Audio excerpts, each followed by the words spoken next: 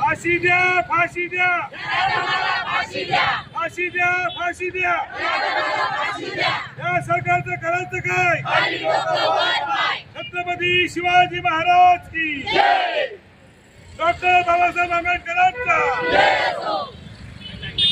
पाटील साहेब, काल आपण हाक दिली होती, आज निषेध मोर्चा इथं होतोय बदलापूरच्या घटनेच्या संदर्भात। काय पक्षाची भावना आहे व काय तुमच्या या खोपोलीतल्या खालापूरच्या जनतेची भावना आहे? आजचा या जाहीर निषेध करत असताना छत्रपती शिवरायांना वंदन करून या ठिकाणी सांगतो, या सरकारने आतापर्यंत ज्या ज्या काय घटना घडल्यात, मग कालची जी आमच्या भगिनी ज्या दोन तरुणी जवळजवळ 4 वर्षाच्या ज्या दोन मुली होती, अतिशय अमानुष पद्धतीने ज्या आपल्याला अत्याचार केला गेला, त्या बदलापूरच्या स्कूलमध्ये शिकत असताना ज्या पद्धतीने त्यांच्यावरती 4 दिवसा अगोदर म्हणजे 15 ऑगस्ट स्वातंत्र्य दिवस त्याच्या अगोदर ही घटना घडली, परंतु त्याचा स्फोट हा काल झाला। परंतु त्याच्या अगोदर आमच्या उरण या ठिकाणी देखील त्या आमच्या भगिनीवरती अत्याचार झाला, त्याचबरोबर कल्याण शिरपाडा या ठिकाणी देखील त्याच पद्धतीने अत्याचार झाला आणि काल घडलेली पुणे या ठिकाणची घटना, अशा अनेक घटना या महाराष्ट्रामध्ये या युती शासनाच्या सरकारमध्ये घडत आहेत। म्हणून या सरकारने आतापर्यंत ज्या पद्धतीने राजकारण केलंय, ज्या पद्धतीने जनतेला न्याय द्यायला पाहिजे, ते न्याय न देता जे त्यांनी 1500 रुपये देऊन आमच्या लाडक्या बहिणीला खऱ्या अर्थाने लाचारवंचं काम केलंय, 1500 रुपये देण्यापेक्षा त्यांना खऱ्या अर्थाने त्यांनी संरक्षण दिलं पाहिजे, हे प्रामुख्याने मागणी ही आमच्या संपूर्ण महाविकास आघाडी सरकारची असेल, आमचे पक्षप्रमुख उद्धवजी ठाकरे साहेबांची असेल।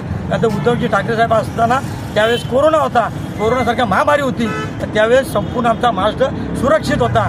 परंतु आज ज्या पद्धतीने हे सरकार वेगवेगळ्या योजनांचा आम्हीच दाखवतोय, परंतु खऱ्या अर्थाने ज्या लाडक्या बहिणीला पाहिजे ते संरक्षण मिळत नाहीये।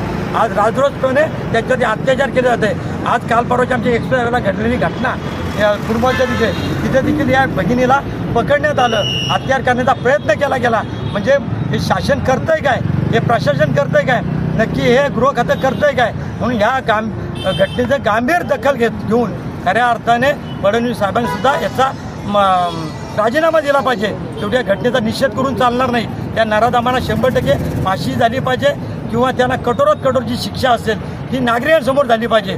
शेवटी पुन्हा एकदा ही घटना घडताना किंवा घडवताना त्याचं कुठल्याही व्यक्तीचं एक पुन्हा एकदा त्यांनी ती डेअरिंग न केली पाहिजे आणि ही डेअरिंग करू नये, म्हणून यांना कडक असं शासन झालं पाहिजे। या सरकारने आत्तापर्यंत ज्या ज्या आपण तुम्ही पाहिलं असेल योजनांपेक्षा नागरिकांना सुविधा देण्यापेक्षा त्यांना संरक्षित नाही आहेत, कुठलाच नागरिक कुठलाच कुटुंब या ठिकाणी संरक्षित नाही आहे। कारण तर आता आपण ज्या घटना घडल्या ते वारंवार घडत आहेत आणि म्हणून या घटना घडू नये म्हणून या सरकारचा आम्ही संपूर्ण खोपोली शहर आणि खालापूर तालुक्याच्या वतीने जाहीर निषेध करतो आणि त्या नराधमांना आणि त्या अत्याचाराला खऱ्या कठोरात कठोर शिक्षा झाली पाहिजे।